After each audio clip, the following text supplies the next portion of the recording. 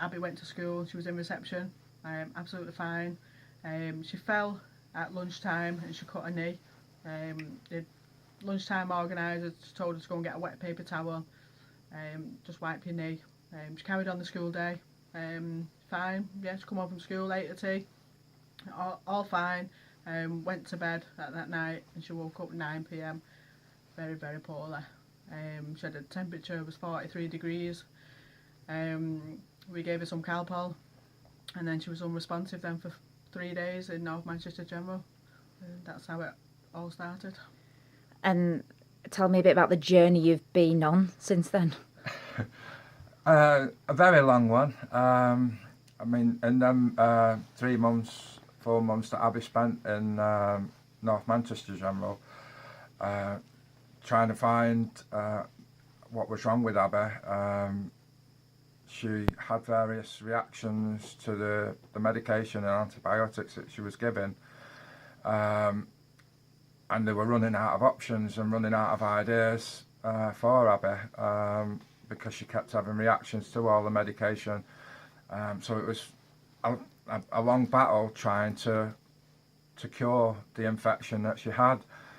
And unfortunately for Abby, because of the reactions to the medication that she was having, it led to the infection settling in the heart, and which come to the point of damaging Abby's aortic heart valve, which become to leaking, which led to Abby needing open heart surgery, and which she was monitored because it was only a minor leak for like 2.5 to 3 years before it progressed that she developed a second leak, and once she developed that second leak, it become to the point then that Abby required the open heart surgery, which Abby has now had.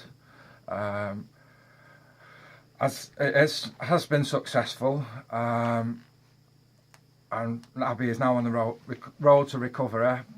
Unfortunately for Abby, it is more likely that she is going to require the open heart surgery again.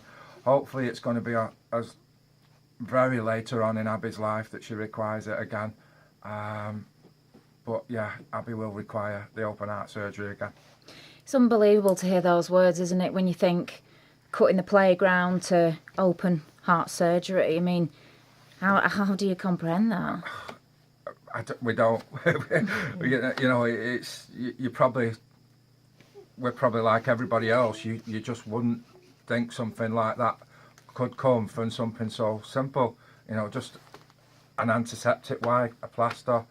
You know, it's simple. You know, it's something that's so easy to do, but it being missed and it's caused something, you know, so major. You know, and we'd just like to push it out that just missing simple first aid can cause something so catastrophic, and you know, we'd like to push it that for people to push that basic first aid, use that basic first aid. It's simple, it takes seconds, minutes, you know, and it can save lives.